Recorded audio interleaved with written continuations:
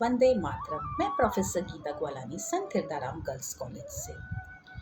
भगवत गीता के अध्याय 2 श्लोक 47, जिसमें भगवान श्री कृष्ण अर्जुन जी को कर्म के सिद्धांत की व्याख्या करते हुए उन्होंने कहा, कर्मण्यवाधिकारस्ते मा फलेषु कदाचन। कर्मण्यवाधिकारस्ते मा फलेषु कदाचन। माँ कर्म फल हेतुर्भूर्म ते संघोष्ठ कर्मणि। अर्थात तेरा कर्म करने में ही अधिकार है, उसके फल में नहीं। इसलिए तू कर्म के फल का हेतु मत बन तथा तेरा कर्म ना करने में भी आसक्ति न हो। It means you have a right to perform your prescribed duty, but you are not entitled to the fruits of action.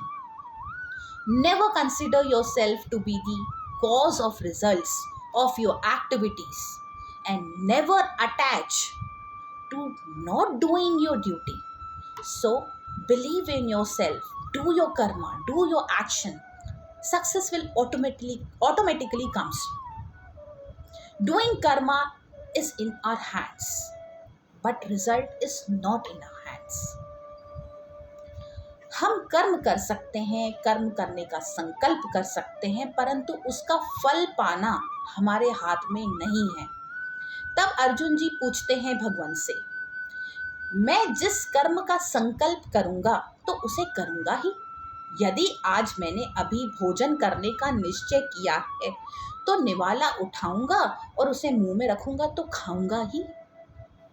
तब भगवान बोले, यदि वह खाने का निवाला तुम्हारे प्रारब्ध में नहीं है तो तुम वह मुंह तक ले भी जाओगे पर एक भी दाना अपने मुंह में नहीं रख पाओगे।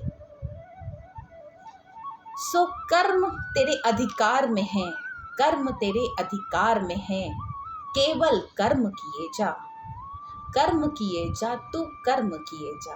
फल की इच्छा त्याग के पालन अपना धर्म किए जा। किस स्थिति में क्या धर्म है तेरा, किस स्थिति में क्या धर्म है तेरा, ज्ञात तू किसका मर्म किए जा। तेरे लिए जो धर्म है निश्चित, निष्ठा से वो कर्म किए जा। So there are two things, result and goal. Lord is saying to detach from result, not from your goals. So if your goal is clear, then our action would be more meaningful. यदि हम exam देते हैं, पूरा साल पढ़ते हैं, examination में appear भी करते हैं और रिजल्ट आता है और हम बोलते हैं कि नहीं, we are not going to promote you. So you do your action, do your karma, फल की इच्छा मत कर। So this is very misunderstood. The real essence is same, real essence यही है। इस श्लोक का रियल एसेंस, कई लोग इसको मिसअंडरस्टूड करते हैं। तो रियल एसेंस क्या है? There are two kinds of action, दो टाइप के एक्शंस होते हैं, action with worry, action without worry.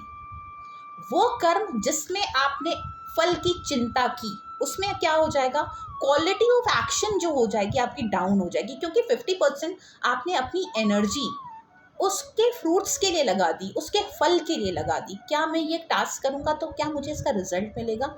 अगर हम विदाउट वरी वो काम करते तो हम अपनी 100% एनर्जी उसमें इन्वेस्ट करते। सो कौन सा कर्म, कौन सा एक्शन मोर मीनिंगफुल होता है, विथ वरी और विदाउट वरी? चिंता युक्त जीवन या चिंता मुक्त जीवन? धन्यवाद।